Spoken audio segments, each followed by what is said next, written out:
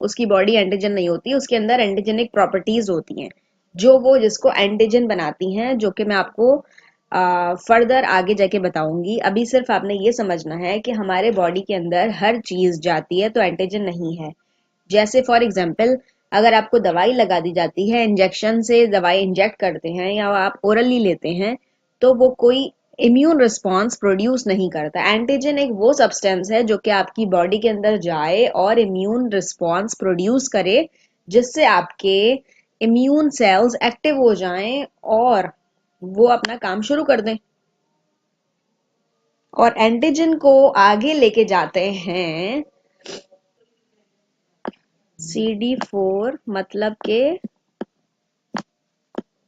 Helper.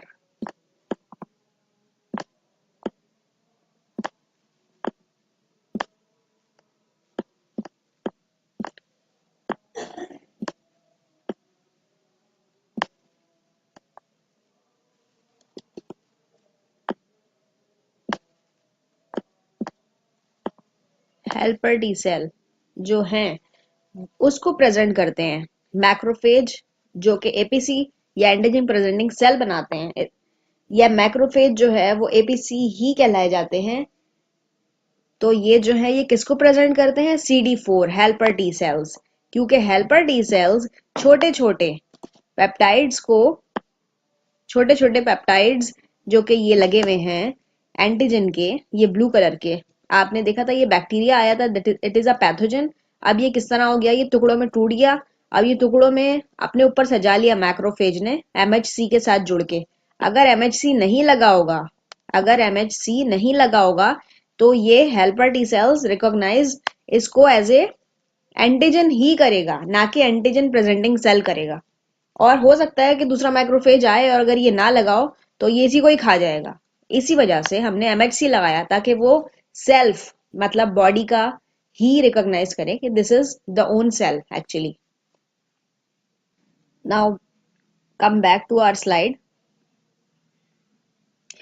ये जो monocytes हम मैक्रोफेज में, लार्ज मैक्रोफेज में कन्वर्ट हो रहे थे और फेगोसाइटोसिस करा रहे थे, इसे कहते हैं रेटिक्यूलो एंडोथेलियल का part. Monocytes are the part of reticulo endothelial system, जिसमें फेगोसाइटोसिस होती है। और हमने जो है मोनोसाइट से फिर मैक्रोफेज में कन्वर्ट हुआ, मैक्रोफेज ने एपीसी बना लिए थे।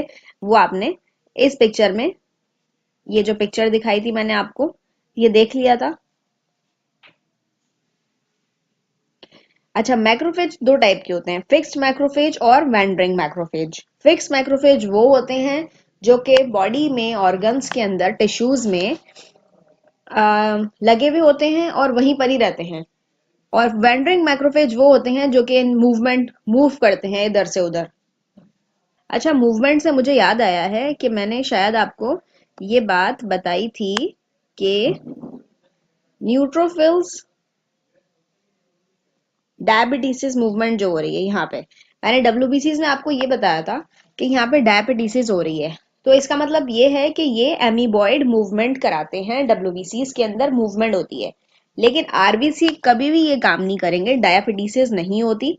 आपसे पूछा जा सकता है RBCs के अंदर डायबिटीज क्यों नहीं होती? क्योंकि उनके अंदर एमीबॉइड मूवमेंट नहीं होती, RBCs अपनी जगह ही रहते हैं। जबकि WBC इधर से उधर मूव करते हैं, इनके अंदर ये टेंडेंसी होती है, डायबिटीज कराते हैं।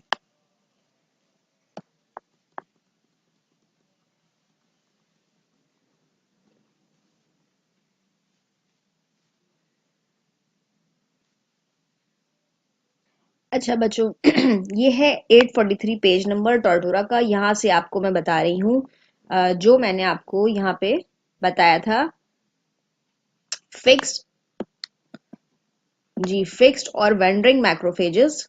तो वो आप टॉर्टोरा से पेज नंबर 843 से देख लीजिएगा। और यहाँ पे देखिए, जो फेगोसाइट्स हैं वो स्पेशलाइज सेल्स हैं, फेगोसाइटोसिस कराते हैं, ये बात आपको समझ आ गई।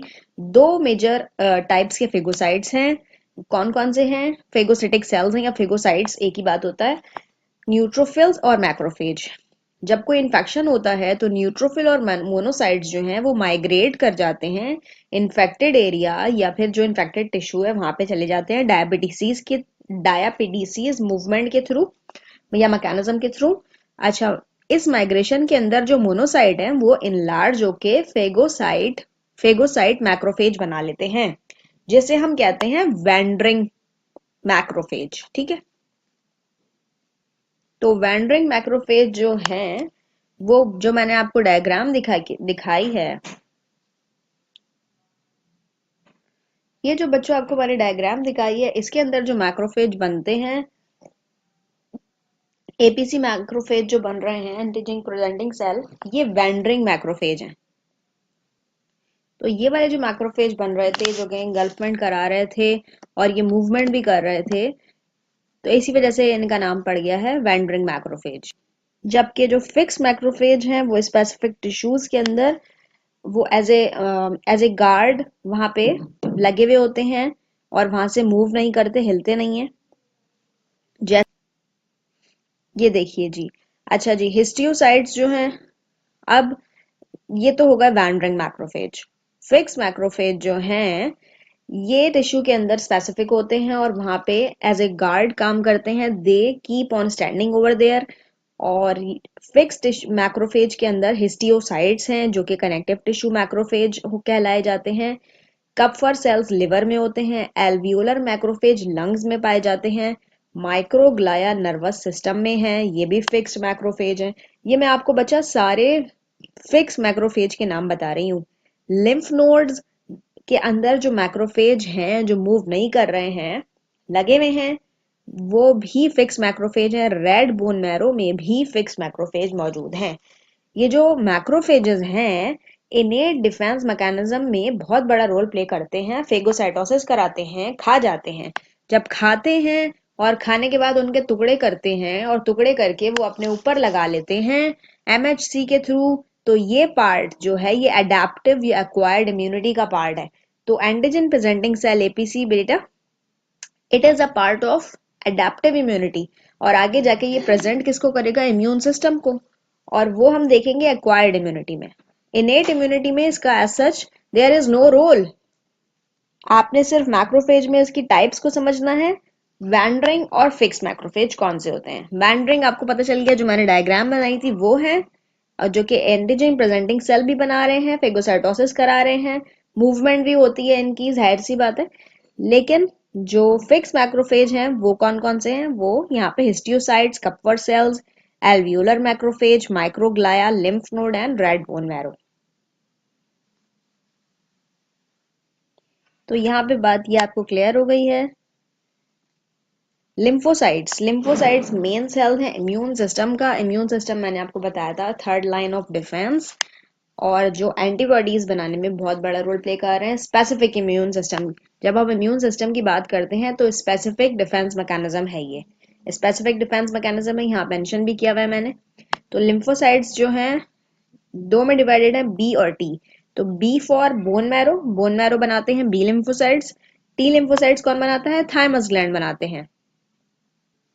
तो सेकेंड लाइन डिफेंस में बात करते हैं इंटरफेरॉन की। इंटरफेरॉन क्या है? लो मॉलिक्यूलर वेट प्रोटीन है। सिंथेसाइज करता है हमारी बॉडी एक वायरल अटैक के रिस्पॉन्स के अंदर।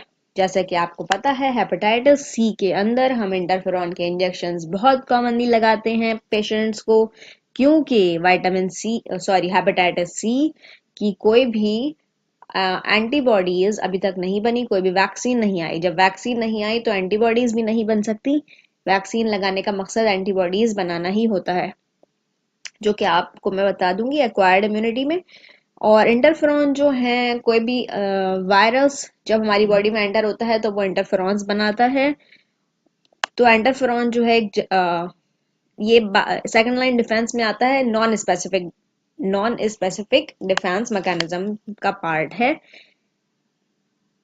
जिन बीमारियों, जो वायरल इन्फेक्शंस हैं जिनकी अभी तक वैक्सीन नहीं बनी है, उनमें हम इंटरफेरॉन लगाते हैं, क्योंकि ये नॉन स्पेसिफिक है और वायरस के लिए ये एंटीवायरल बॉडीज बनाते हैं या आप ये कह सकते हैं एंटीवायरल सेल्स बनाते हैं। अच्छा, जिन्होंने डिस्कवर किया था ये मौजूद हैं ये साइंटिस्ट।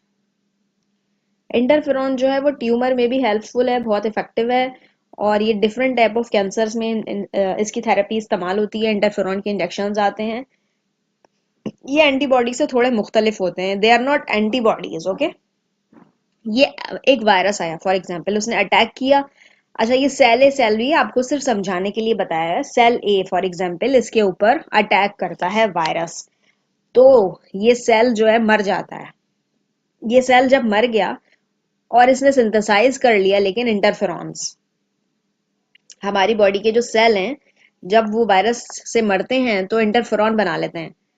और इंटरफेरॉन क्या करते हैं, अपने बराबर के जितने भी सेल्स हैं अपने आसपास के, उन पे एक कोटिंग कर देते हैं। ये देखिए, देखिए से कोटिंग हो गई। बराबर वाले जितने भी सेल्स होंगे उनके ऊपर अपना कोट चढ़ा लेंगे। इंटरफेरॉन जो है आसपास के जितने भी सेल्स थे, एडजेसेंट सेल, जो कि खुद का सेल था वो तो डाई हो गया, लेकिन आसपास के सेल्स के ऊपर इसने अपनी कोटिंग चढ़ा ली और सिंथेसाइज कर दिया उन सेल्स को एंटीवायरल प्रोटीन, जो कि प्रिवेंट करते हैं वायरल मल्टीप्लिकेशन से। तो उन सेल्स पे जिन पे इंटरफेरॉन की कोटिंग होगी, इंटरफेरॉन्स ने एक्ट किया होगा, वो एंटीवायरल होंगे और वहां पे बैक्टीरिया की सिंथेसिस फर्दर नहीं होती। आई होप ये पॉइंट आपको क्लियर है कि वायरस आया, उसने बॉडी पे अटैक किया, टिश्यूज की डेथ हो गई, टिश्यू ने जो है सिंथेसाइज कर लिया कुछ प्रोटीन्स को जिनका नाम इंटरफेरॉन है। इंटरफेरॉन एंटीबॉडी नहीं होते। इंटरफेरॉन ने क्या किया, आसपास के सेल्स को कोटिंग कर दिया और उन सेल, वो जो सेल्स हैं उन्होंने बचा लिया है अपने आप को। वो सेल्स को वायरस नहीं अटैक कर सकता। दे और वो सिंथेसाइज कर लेते हैं वो सेल एवीपी। एवीपी क्या है, एंटी वायरल प्रोटीन, जो कि प्रिवेंट करते हैं वायरल मल्टीप्लिकेशन से। इन्फ्लेमेटरी रिएक्शन जो है एक रिएक्शन है, एक साइन है, एक तरह से एक सिग्नल है। किसका साइन है ये, इम्यून रिएक्शन का। तो आपकी बॉडी में जो इम्यून रिएक्शन होगा वो एक तो या तो फीवर की फॉर्म में होगा या इन्फ्लेमेटरी रिएक्शन होगा। जब बॉडी में कोई पैथोजन या माइक्रो ऑर्गेनिज्म वायरस जाएगा तो इन्फ्लेमेशन प्रोड्यूस होती है। अच्छा, इट इज, ये सिक्रीशन है बेसिकली हिस्टामिन और प्रोस्टाग्लैंडिन। ये इन्फ्लेमेटरी मीडिएटर है, इन्फ्लेमेशन कराते हैं। प्रोस्टाग्लैंडिन हर जगह होता है आपकी बॉडी में, सीएनएस पे भी मौजूद है, हर जगह है। हिस्टामिन जो है वेजो डायलेटर है, वेसल्स की डायलेटेशन कराते हैं और वहां पे इन्फ्लेमेशन प्रोड्यूस करते हैं वेसल्स के अंदर भी। अच्छा, फोर मेन साइंस कौन कौन सी होती हैं। पेन होता है, जैसे कि आपके हाथ पे अगर किसी चीज ने काट लिया है, किसी ने बाइट कर लिया, किसी एनिमल ने, तो वहां क्या होगा, पेन होगा, वहां स्वेलिंग होगी, रेडनेस होगी, थोड़ा सा गर्म फील होगा, लोकल वार्मथ। ये इन्फ्लेमेशन के साइंस हैं। मैकेनिज्म क्या है इन्फ्लेमेशन का, होता क्यों है, हिस्टामीन और प्रोस्टाग्लैंडिन रिलीज होने की वजह से। यहाँ पे भी यही बात की थी, हिस्टामीन और प्रोस्टाग्लैंडिन के रिलीज होने की वजह से। हिस्टामीन और प्रोस्टाग्लैंडिन रिलीज कब होते हैं, ये इन्फ्लेमेशन प्रोड्यूस करने के लिए रिलीज होते हैं जब कोई पैथोजन या माइक्रो ऑर्गेनिज्म आपकी बॉडी में आता है, तो ये सब भी हो रहा होता है। मुमकिन है कि ये सब हो जाए। और हिस्टामीन और प्रोस्टाग्लैंडिन रिलीज होते हैं और ये क्या कराते हैं, redness, pain, swelling, local warmth उस जगह पे। और जो डैमेज मास्ट सेल्स हैं और बेजोफिल्स हैं, अच्छा, mast cells are like basophils और ये भी मैक्रोफेज बनाते हैं और ये इम्यून सिस्टम आपके डिफेंस मैकेनिज्म के सेल्स का पार्ट है। तो ये जब डैमेज होंगे, बेजोफिल्स और मास्ट सेल्स और बेजोफिल्स जो हैं ये हिस्टामीन प्रोड्यूस करते हैं और मास्ट सेल्स फेगोसाइट्स कराते फेगोसाइटोसिस कराते हैं, बेजोफिल्स हिस्टामीन रिलीज करते हैं।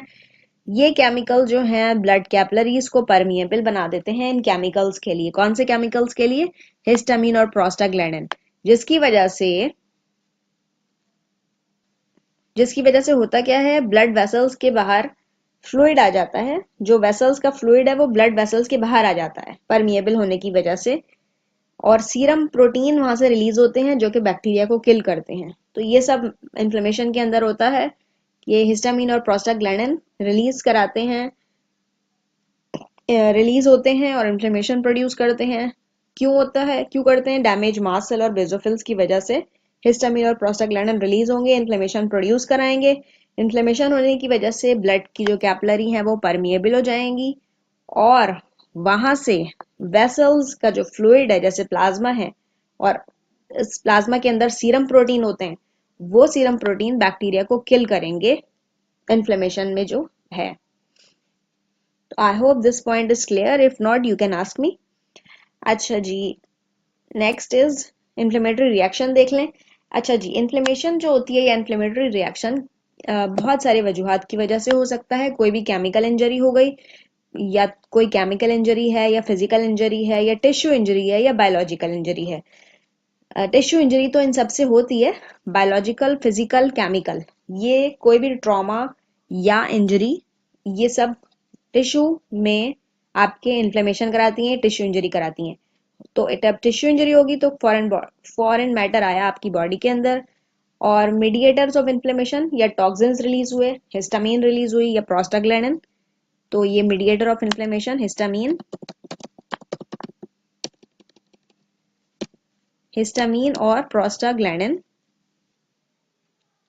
तो होता क्या है, कोई भी फॉरेन पार्टिकल आया आपकी बॉडी में या फॉरेन मैटर, तो मीडिएटर ऑफ इन्फ्लेमेशन जैसे कि हिस्टामीन है या प्रोस्टाग्लैंडिन है, उनको रिलीज कराया है, टॉक्सिन्स भी प्रोड्यूस करे अगर पैथोजन या बैक्टीरिया है।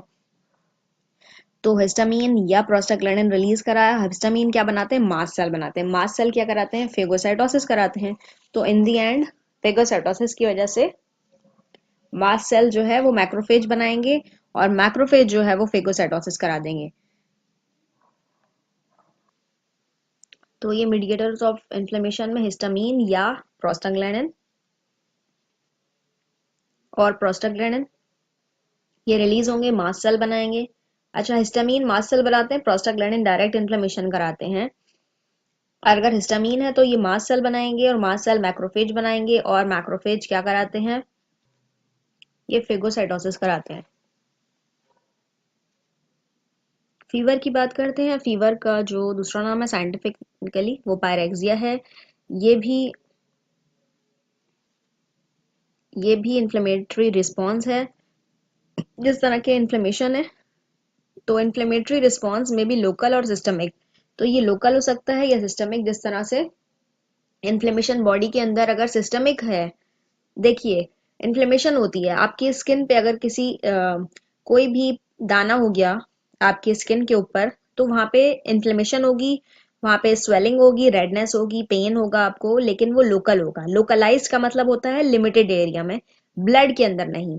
अगर तो इन्फ्लेमेशन लोकल है तो आपको फीवर नहीं होगा। लेकिन अगर आपको इन्फ्लेमेशन जो है वो सिस्टमिक है, तो सिस्टमिक इन्फ्लेमेटरी रिस्पॉन्स जो है वो फीवर कराता है या पायरेक्सिया कराता है।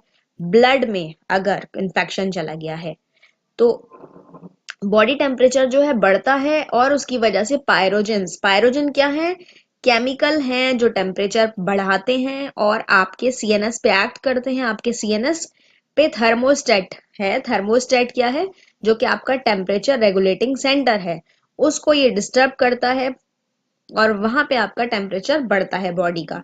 टेम्परेचर जनरेटिंग केमिकल पायरोजन्स कहलाए जाते हैं, जैसे इंटरल्यूकिन है। इसी तरह से पायरोजन्स याद रख लीजिएगा, एग्जाम में भी पॉसिबल है आ जाए, कि pyrogens are the only chemical which help to increase temperature. और वो कैसे होता है, थर्मोस्टेट है आपकी हाइपोथैलेमिक सेंटर में, वहां वो इट गेट डिस्टर्ब, और ये कराता है टेम्परेचर इंक्रीज। और इन्फ्लेमेशन कौन सी है, सिस्टमिक इन्फ्लेमेशन में in response to any antigen या पैथोजन बंद होता है ये। बैक्टीरियल फ्रेगमेंट्स टॉक्सिन्स प्रोड्यूस होते हैं, तो पायरोजन वही है। तो हाइपोथैलेमस जो है वो थर्मोस्टेट है। जिस तरह से आपके फ्रिज के अंदर एक थर्मोस्टेट लगा होता है टेम्परेचर को कम या ज्यादा करने के लिए, तो ये रेगुलेट करता है हमारी बॉडी में टेम्परेचर, हाइपोथैलेमस, जो कि थर्मोस्टेट का नाम दिया गया है। प्रोस्टाग्लैंडिन क्या करते हैं, ये भी टेम्परेचर को बढ़ाते हैं, और ये जो है स्टिमुलेट कराते हैं। जैसे ही हाइपोथैलेमस जो है वो स्टिमुलेट होगा, तो प्रोस्टाग्लैंडिन रिलीज होंगे हाइपोथैलेमस से, और ये बॉडी टेम्परेचर बढ़ा देंगे। पायरोजन्स जो है वो केमिकल हैं जो कि डिस्टर्ब करते हैं हाइपोथैलेमिक सेंटर को, और प्रोस्टाग्लैंडिन रिलीज होते हैं तो टेम्परेचर बढ़ता है आपकी बॉडी में। अच्छा, 100 तक अगर फीवर है तो ये फेगोसाइटोसिस कराता है। 100 तक जो है हाई ग्रेड फीवर नहीं कहलाता। लेकिन अगर टेम्परेचर फीवर मोर देन 100 है, जो कि बहुत हार्मफुल है, और ये हाई ग्रेड फीवर है, आपका मेटाबॉलिज्म डिस्टर्ब होता है और इससे जो ब्रेन सेल्स हैं जैसे कि न्यूरॉन वो भी डिस्टर्ब होते हैं और उनकी भी डेथ हो सकती है। अच्छा जी, एक वर्ड है एल्गर मॉर्टिस और इसका मतलब है कि फॉल इन बॉडी टेम्परेचर। अच्छा, ये जो मैंने ये साइन बनाया है ये इसको याद रख लीजिएगा, ये टेम्परेचर का साइन बनाया है मैंने। This is the sign of temperature. और आपको पता होगा कि अगर कहते हैं ना कि डेड बॉडी जो है वो ठंडी पड़ गई है, ठंडी हो जाती है, और डेड बॉडी का टेम्परेचर जो है वो जो आपका रूम टेम्परेचर होगा वही होता है, क्योंकि एल्गर मॉर्टिस इसका ये जो नाम है इसका मतलब ये है कि ज़ाहिर है ब्रेन की जब डेथ हो जाती है तो ब्रेन के अंदर हाइपोथैलेमस जो कि रेगुलेट कराता है आपका बॉडी टेम्परेचर, जब वही काम नहीं करेगा तो डेड बॉडी जो है उसका टेम्परेचर रूम जैसा ही होगा। इसी वजह से अगर हाथ रखते हैं किसी डेड बॉडी पे तो वो ठंडी होती है। रीजन उसका यही है, एल्गर मॉर्टिस होता है और इसमें आपका ब्रेन डेथ हो जाती है, जाहिर सी बात है। एक बहुत इंपॉर्टेंट बात यह है कि जब बहुत ज्यादा टेम्परेचर बढ़ता है तो आयरन और जिंक ये कम होते हैं बॉडी के अंदर। तो बच्चों बात करते हैं नेचुरल किलर सेल्स की। नेचुरल किलर सेल्स जो हैं वो एक मॉडिफाइड टाइप है लिम्फोसाइट्स की। लिम्फोसाइट्स आपको पता है कि ये एक ग्रेन्युलोसाइट्स डब्ल्यूबीसीज का पार्ट है और लिम्फोसाइट्स जो हैं वो अडेप्टिव इम्यून सिस्टम या एक्वायर्ड इम्यूनिटी में आते हैं, यानी कि स्पेसिफिक डिफेंस मैकेनिज्म का हिस्सा हैं। जबकि natural killer cells are the type of lymphocytes which are not the part of a specific defense mechanism। ये इम्यून सिस्टम अगर बात करें हम तो उसका हिस्सा नहीं है, जबकि ये defence non specific defence mechanism में आते हैं। तो ये मॉडिफाइड टाइप है लिम्फोसाइट्स की, ना ही ये बी लिम्फोसाइट है ना ही ये टी लिम्फोसाइट है जो कि डिस्ट्रॉय करते हैं पैथोजन को या माइक्रो ऑर्गेनिज्म को डायरेक्टली। ये करते क्या हैं, ये जो है किल करते हैं पैथोजन इन्फेक्टेड सेल्स, यानी कि किसी माइक्रो ऑर्गेनिज्म ने या पैथोजन ने टिश्यूज को और सेल्स को नुकसान पहुंचाया है और इन्फेक्ट किया है या डैमेज किया है तो ये उनको किल करते हैं। इसके अलावा हमारी बॉडी में अगर रोजमर्रा कोई भी कैंसर प्रोड्यूसिंग सेल्स अगर प्रोड्यूस हो रहे हैं, आपको पता है कैंसर में ऑटो इम्यूनिटी डेवलप हो जाती है। हमारी बॉडी के जो सेल्फ हैं, ऑटो का मतलब होता है सेल्फ, मतलब हमारी इम्यूनिटी के खिलाफ, हमारी इम्यूनिटी जो है वो हमारे ही खिलाफ हो जाती है, ना कि फॉरेन बॉडी के खिलाफ होती है। तो हमारे जो वाइट ब्लड सेल्स हैं वो ही हमारी बॉडी के सेल्स को किल कर रहे होते हैं। तो कैंसर सेल्स को जो नेचुरल किलर सेल्स है वो मारते हैं। कैंसर अगर कोई ऐसा हमारी बॉडी में कोई पार्टिकल चला गया है विच इज कैंसर ओरिजिन तो ये उसको खत्म कर देंगे, मतलब कुदरती तौर पे। इसका मतलब ये है कि ये अर्ली साइंस ऑफ कैंसर को ये खत्म कर रहे होते हैं।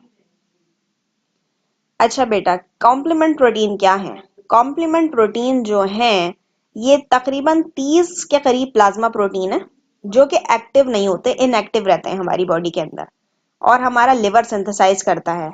ये कब एक्टिव होते हैं? ये तब एक्टिव होते हैं जब कोई ऑर्गेनिज्म, माइक्रो ऑर्गेनिज्म हमारी बॉडी के अंदर आता है और उसके खिलाफ डिफेंस मैकेनिज्म बनाने में ये मदद करते हैं।